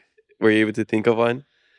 Yeah, and this is pretty surface level, but when you travel, jet lag is like real. Mhm. Like it sucks. Jet lag sucks. And I feel like through all of my experiences, I've gotten better with jet lag. Mhm. And my life hack is getting through jet lag, and that's by sleeping as much on the plane, arriving, getting in the sun if you can, getting in light, exercising, Mhm. staying up as long as possible, and then trying to get obviously acclimated. But between sleeping, eating right, sunlight, and exercise, you're gonna beat that jet lag. I know because we travel from Hawaii, right? It's hard, but Mhm. that's my life hack. I feel like the amount I've traveled is like so much, and I feel like I'm getting better at it. But that's the hack. No, that was mentioned in the book on why we sleep. They talked about jet lag and stuff like that, and what it was sunlight, exercise, stuff that Yeah. you mentioned. And I think it was something, I don't remember it exactly. It's like every day you can only get like an hour back or something. Yeah. So it takes like that amount of days to like match up to the time schedule. Yeah, and that's just not realistic for Yeah, you're as only just like athletes. a couple days Yeah, in I a mean, place. we Yeah. flew from LA to Manila, and I think it was 15-hour change, and we played in 3 days. So it's really about, forcing yourself to do these things. It sucks. Yeah. You don't want to do it, but Yeah. it'll help you Okay. acclimate a little bit better. Okay. Well, yeah, just before I get into my last fast 5 questions, those are rapid fire answers. What is your highlight and low light of your career? Ooh. A rose and a thorn. Yeah, I mean, I've had a lot of both. The rose, I mean, winning bronze is pretty good. I've also won a national championship, on the campus of Stanford with my brother. That's pretty high. Oh, that's awesome. So some of these cool volleyball things are in my career have been roses. Probably the hardest was the semifinal in 2016 against Italy. I just felt like I really faltered in that match, and that sucked. And then from Tokyo, I also just did not play well and felt like I failed the team and the country. But yeah, those two, like, you just feel like shit after, basically. Yeah. Well, you bounced back. Yeah, I mean, and that's a lot of these, thorns in my career have pushed me to work on the sports psych of things, or get back in the gym, or have really motivated me to make changes and positive changes in my life. So they suck, don't get me wrong, but like sometimes you can make the best out of them. Okay. Awesome. Okay, so these are my last fast 5 questions, rapid fire answers, okay? Favorite post-game meal? Oh gosh, these aren't even rapid fire. Honestly, I'm usually not hungry after games. It's like a PB&J with bananas, or I'll go extreme and have like a pizza. Okay, awesome. Favorite thing to do when not playing volleyball? Family and friends, my nieces and Mm. nephews. That's what brings me the most joy. Okay. Favorite guilty pleasure? Oh, I don't restrict myself very much. Guilty pleasure. Here in Hawaii, it's like a poi donut. Oh, yeah. Yeah. From where? Ooh, I don't know where my parents get it from. There's Liliha and there's Cam Bakery as well. Liliha. Liliha, yeah. Yeah. Where they get the Cocoa Puffs and Yeah. all that stuff. Yeah. That's my thing is people love the Cocoa Puffs with the chantilly on top. Yeah. But I'm more of a poi donut guy. I'll Yeah. enjoy both, but I can Yeah. eat like 10 poi donuts and I can have 1 Cocoa Puff. Exactly. Okay. This guy knows what's up. Favorite vacation destination? I don't have vacations. Favorite place you've been to? Probably the hills of Tuscany, Italy Oh, for a okay, couple cool. days. Yeah, like renting a house out and cruising around the wine country. Cool. I'm still laughing in my head. Like, I don't have vacation. I don't, but that's like we have 2 or 3 days here and there. Yeah. That's crazy. I hope your retirement is filled of I know. so much vacation I and know. downtime. Well, people ask me about vacation all the time. I'm like, I'm from Hawaii. Like, I just don't go anywhere. Why would I Yeah, go anywhere? that's So, true. Hawaii, Yeah. hills of Tuscany, Yeah. both. But I did see this thing like on social media is like you want to create a life where you don't need a vacation from. Yeah. Because I think that's what, people kind of get stuck in the rat race and they're always just like looking forward to their next vacation and, Yeah. when they don't have to work. But when you love what you do, most times you don't really need an escape from that. Yeah. Maybe just a little change up, so. Yeah. I mean, for me, Yeah. it's little change ups. Exactly. And I feel the same. Like I never feel like I need a vacation from Yeah. anything. I'm just like, I live in one of the most beautiful places in the world, awesome people, great food. My work can take me traveling. Yeah. Okay, and last one. I wrote down favorite movie, but I know you're not really a movie guy, so I'm switching it to favorite TV show. Oof. I'm gonna go with Dexter. Mm. I'm gonna go with Survivor Oh, for okay. reality TV. And then I'm gonna go with Schitt's Creek for more of a Okay, comedy nice. Yeah, feeling. funny one. Yeah. Okay. You ever watched The Challenge? You know I that? don't watch The But you know what it Challenge. is? Yeah, I do. Because they have a lot of Survivor people on I know The they Challenge. they do. But Yeah. yeah, that's like I would love to go on Survivor. I think they're Mhm. shutting it Oh, down we should pretty do it. soon, but Oh. applications are open. Oh, We'll see. I've applied before and I've spoken okay. to producers, but I just don't have the time. But maybe That's next true. summer. Yeah, Yeah, I we'll was see. on a game show Oh, in really? last year called We Are Family. It was on Fox. Oh, It was like a nice. celebrity guessing game kind of thing. Cool. But I would love to go on The Amazing Race. Yeah, I know. Yeah. But is that even on? I feel like Yeah, I don't sometimes it's not know. on. It's one of Sometimes those it things I is. saw growing up, but Yeah. yeah, I'm not sure if it's on. But I watched The Challenge religiously Yeah. with my siblings. Oh, okay. Yeah. Is that a little trashy though? So It used to yeah, be. so basically reality TV started with the Real World. Yes. And they would have like the real world challenges. Did we all love the real world? I love the real world. I mean, that's what we grew up. Yeah. We're like 3 years apart, so like we grew up in that same generation. And then it evolved into having more reality shows. It got less drama-y and more like doing Like physical the physical. Okay, activities that's and good. puzzles and That's stuff. good. More like Survivor. Yeah. And they have like, the political side of it where you're trying to more like Big Brother. But yeah, it's not as drama-y. And I think it's because of social media. Like back in the day, people do wild stuff and like Yeah. hook up with like all Yeah. kind of, and they're still like that, but it's not as much as like Yeah. back before social media. For sure. More repercussions. Yeah. Definitely. Yeah. But that's all we have for you today. Mahalo so much for Yeah. blessing us with your presence and your bronze medal. Thank you for having me. It was Yes. awesome. Is there anything you want to share before we wrap up? If not, tell us where we can find you. No, I think we talked about pretty much everything. I'm thankful to be here. But yeah, you can find me on Instagram at Erik Shoji, YouTube Erik Shoji, TikTok at the Libero. And those are my socials. Okay. And last question. What is Hawaiian sovereignty to you and what does it mean to be a Hawaiian? Joking. Oh my gosh. Did you see my face there?